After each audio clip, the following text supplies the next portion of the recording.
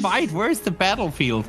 But no, not this time around. They're gonna spread it out. It seems that it may be, or may become a more normal, I guess, normal 32 versus 32, because we have normal in that. I don't know. But it does seem like the southern side will be taken by the Ukrainian team. North will be mainly controlled by Russia.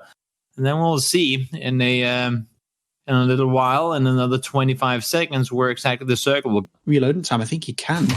And all of a sudden, it's an equal gunfight. Can he land the shots? He can. Gets enemy down. Or Ivashka, I suppose it is. 19 HP in a dream, but that was a lucky barrel find. There you go. Might as well use the last ammo while you're at it. Circle goes towards the northwest, splits the river in half. Your grandmother's babushka. What is a grandfather then? Babushko? I don't know. Admittedly, I don't know any Russian, so I know like 3 words. God damn it. Why are you even here? You're supposed to be my translator. I mean, I'm English. We don't learn other languages. Oh, that is true. You just take over countries. We do. We were very good at it, actually. But... There was a time once. Yeah, back in the day. Let's see. Crates landing. I'm not sure exactly who's going to be the lucky recipient. That's going to be Hallows Invite, jumping around, boink. Gets himself a crate. That's a lot of loot. Extended quick draw. There's 2 orms in there, actually, so he's going to have a lot of ammo. And he's got all the attachments, I think, from that one crate for his orm. Yes. So he's loving life. There's an AUG as well.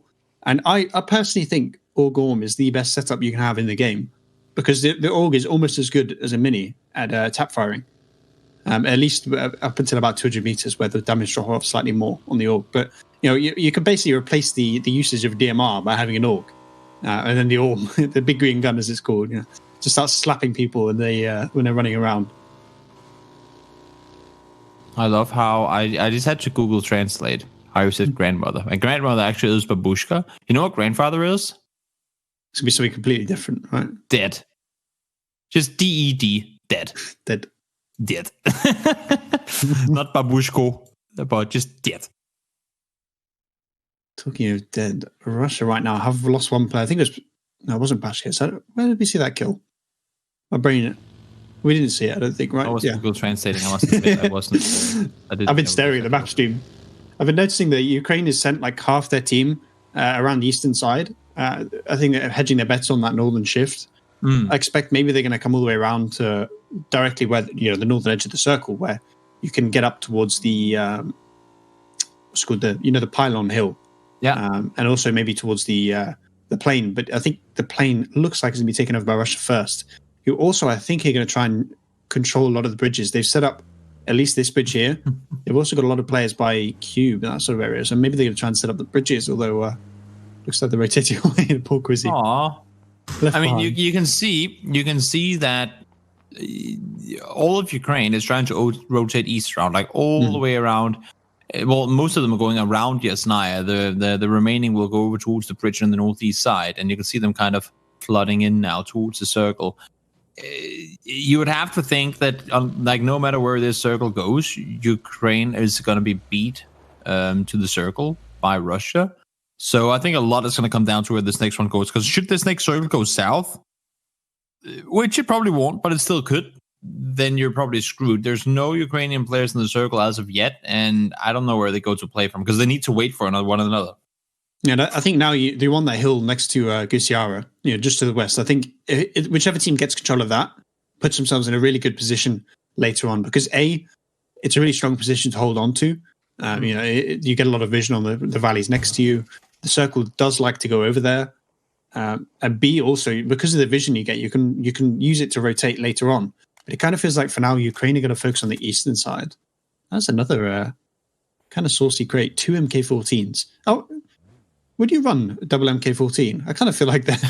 I kind of feel like I would from that crate. That was the first kill. I remember now. It was when Zoom killed the. Of course, yeah. Enemy inside the compound. Oh, my brain stopped working for a little bit. That's what started the whole babushka discussion. That's right. Yeah, I kind of feel like with MK14s, you've got one of the best guns at close range when it's full auto, and also how good it is at tapping. You kind of just want to run 2 of them. Mm-hmm. I mean, there's no reason not to be fair. Yeah. I mean, that being if the rest of the team allows you to get 2 of the guns. To take both, yeah. I suppose maybe you want the AUG if you're good with them all. So you can just start spraying. Go on, light them up. Like, that's a really rough position to be on that crate, because I think the bike's lost his tyre. So now they're going to have to try and run up the hill, and the Hexecutor as well is going to run over. So there's an opportunity here where Ukraine can start to open up a bit of a man advantage by killing these guys, if they can find them. Yeah, and they need to do just that. They need to get kills. Hex is trying to make this run around, and you can see a lot of Ukrainian players are starting to make their way into the circle from that north side. I still kind of hope for the memes that this one goes south. Yeah. Goes. Yeah. Oh, it's good. It's still gonna have the river in. Obviously, I don't think it can really go south anymore. But there's a possibility we get the wingman circle, as I'm gonna call it, the one we had before, because this was pretty much exactly what happened. Yeah. I think it was a little bit more south, but now it becomes really difficult for Ukraine, where they need to just get control of this hilltop on the western side, because that's the only way. It's the only entry really for them to get into the circle. You have the sort of the spindly finger that Russia kind of has control of, that just comes along the side of Georgia Pole, that you can use to get fairly central in the circle. But first, you need to take control of the big western hilltop. And right now, it kind of feels like Ukraine's not going over there.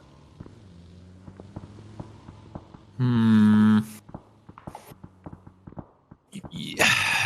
I can't really make up my mind on what Ukraine can do from here. You have to crash, right? We agree. You have to crash something. Well, I think you take that West Hill and you work your way, across the finger. You can get on top of it, yeah.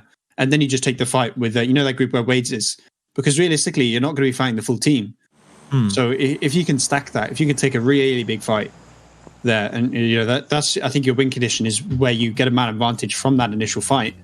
But if Russia can recognize that this is happening, if they can commit a lot of players here to the counterplay, or hurt them, it's going to be rough for Ukraine. Yeah, they're trying to make their way around. As you can see, Vanos has been forced back. I mean, I think he's realized that the entirety of or at least the vast majority of the Ukrainian team is up here. Yeah, but it's whether, does Russia want to commit to this, or do they want to fall back and fight another day? Because right now they've got a lot of people still towards sort of the southeast area of the northern side of the water. They're sending it. I mean, Ukraine's fully committed to this, but I don't know if Russia quite is. Players are coming. It looks like we're going to try and back off, but they get the initial kills, and they're going to push the man advantage in their favor for now. Whether they can keep that up once the full force of Ukraine turns up, I'm not sure, but at least for now, it's looking good for Russia. They need to hold off as best as they can, at least for a little while longer, to allow for the teammates to push up. And that's a circle that you want to see if you're Ukraine, that's for sure. It's gonna make this more winnable, I would say. Getting down from that hill can be, or will be probably, extremely difficult. But now with that shift allowing them to stay up for a little while longer, maybe that can turn the tide. I think now this what I call the finger that we have Draenus and Pokemon Odoi on, that sort of sticks out from this hill, becomes really difficult to play. Because you realistically can't play on the south side of it with the Ukrainian players on the hilltop, because you just get lit up. So you can play on the north side, but once again, those players we see sort of the northern edge trying to take this compound off. If Ukraine can get control of this, they get a lot of control of the circle. This is the really important fight. Ooh, nades everywhere. Nade. When it's all rushing so far to the compound, it's pretty simple to hold off opponents. Look at all the utility. Oh my god, that triple kill just came in. That's teammates killing one another. No, Ukraine, a lot of damage. And that car, I think, is going to kill. There's so many Ukrainians knocked here. Russia's come for the counter-attack on this compound. They're holding on to it for now. And the main fight on the hill's broken out as well. Russia's also committed players up there. And the kill feed is just all theirs right now. Suddenly a 12-man advantage out of nowhere. The boom shot his teammate. That's all they have in the kill feed. It's when Ukrainian players kill one another. That's really unfortunate, to say the very least. So, I mean, I believe half the damage being done in that entire engagement to begin with was Ukrainian players damaging one another. That's really unfortunate. I feel like that's game over already.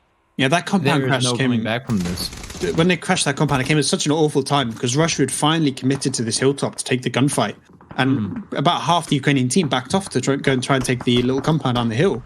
So suddenly it was 20 versus 10 on the hilltop, and maybe 15 versus 10 in that compound. It really wasn't favourable gunfights. It was really low percentage fights, right, for Ukraine, rather than just taking the one on the hilltop. And now suddenly a 29-0 win from Russia out of nowhere.